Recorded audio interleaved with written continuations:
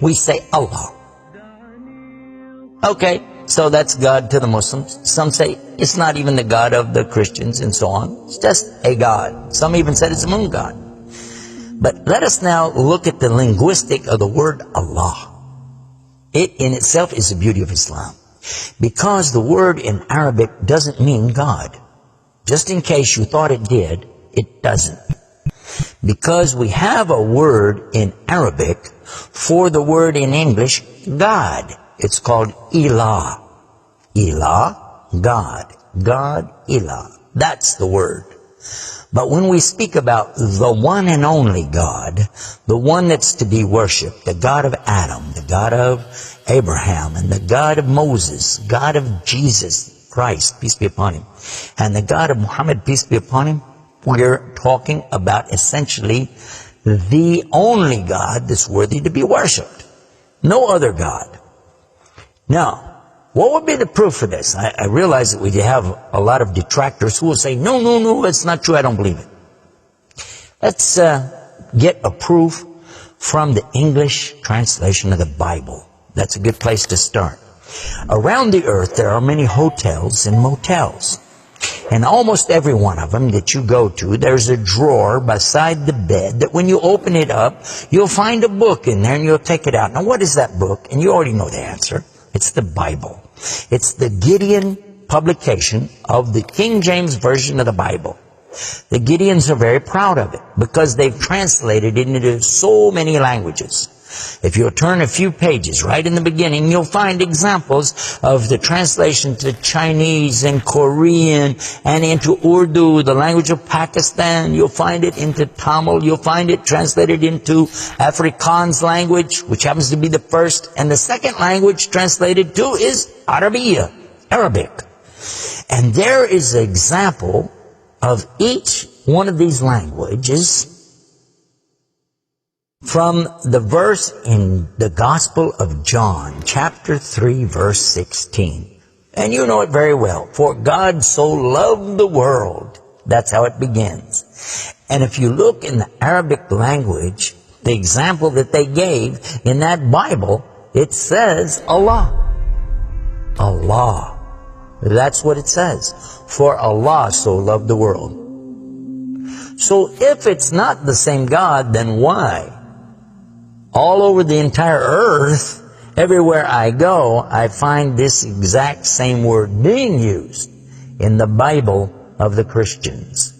Now you might say, what about the Old Testament? Well, just in case you would like to check it out, you can obtain a copy of this from our website. It's called The Beauties of Islam.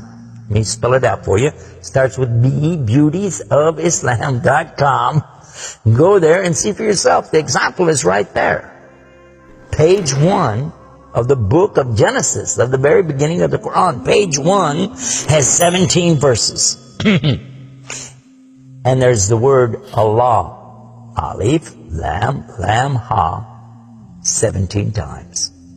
So just as it's the God for the children of Israel in Arabic language, and it's the God for the Arabs who are Christians, it's also the same God for the Muslims. The word is Allah. Why Allah? Why is it important to have this particular word, and why don't we have it in English? Now, I want to come to the etymology of the word. It comes from the word Ilah, and Ilah means God. But God is defined as what? Anything that's worshipped, whether it be something you can see or you don't see. Something you can touch or not touch, something that you can hear or not hear. A God could be anything. A God could be a rock, a stick, a stone, a bone. A God could be something that you can make with your hands. A God can be something you could use your imagination for. It could be a human being. A God could be anything. G-O-D, God could be anything. But there is no word in English for Allah. So when you translate the word Allah to be God, you've actually diminished the meaning of Allah. That's why whenever you translate the Bible from English to Arabic, you need to use the word Allah instead of God with a big G, which now gives us a clue to the problem. In the English language, they only have one word, God. Little G-O-D. It means something worshipped. It could be idols, images, pictures, statues. It could be human beings. It could be anything. This is God's. Little G-O-D-S. But when you mean the God, you have to capitalize the G. You have to make a big G. Now, what happens if you're going to start the sentence with the word God? You have to make a big G anyway, don't you? So you wouldn't know if it was God, big God, or God, a little God, just any old God. You wouldn't know. Also, whenever you're speaking to someone, they can't see the letters. So when you say God, which God? What God are you talking about? In Arabic, though, it's clear. When you say Ilah, okay, he's talking about a God. And Allah is an Ilah. But he's also Al-Ilah, the only Ilah.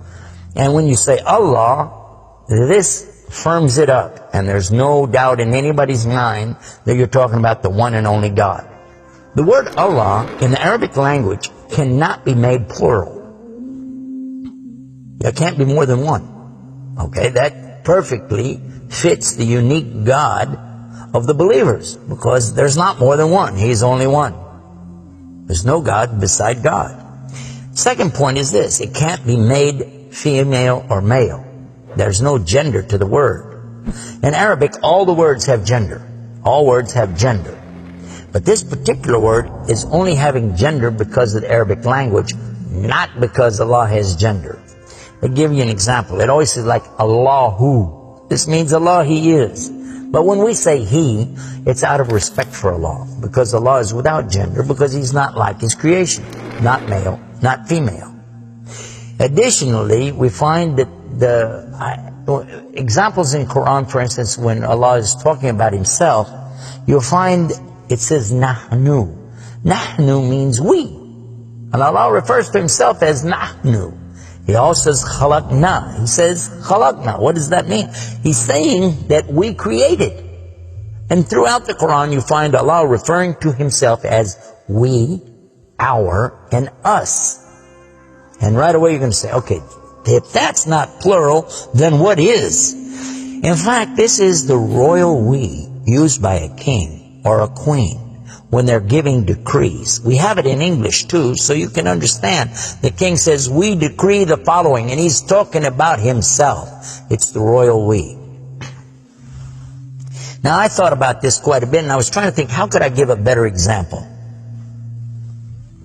After all, most of us, myself included, never met a king, never met a queen, and so I'm not really familiar with that usage. Although it's there, I'm not sure what you're talking about. So then in studying the English language, we find that it's true that we do that when we speak to someone directly. Watch this. When I say, for instance, this cup. Okay. I would say, this is a cup. This is a cup of tea.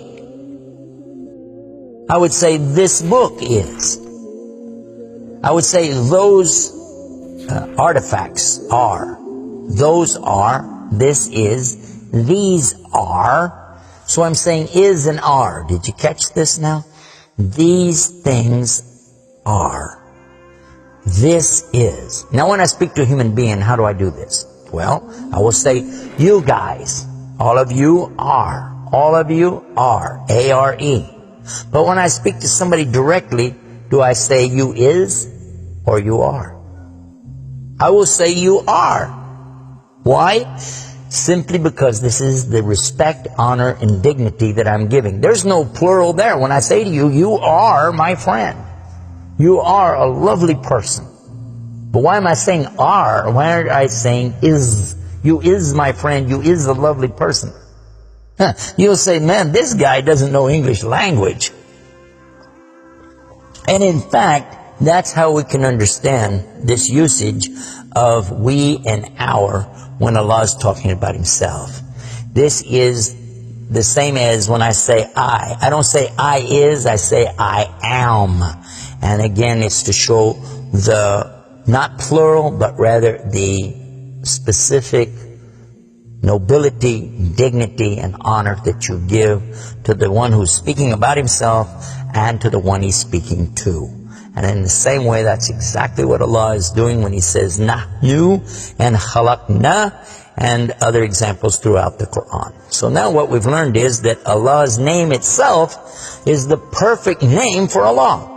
It is something that is so fantastic to describe who He is and who He isn't. The one and only God. There is none other like Him, nothing like unto Him, Allah, and at the same time, the dignity, the royalty, the honor that's due Him is contained in His name. Not like anything else, not male, not female, and yet He is the all Allah, the only God.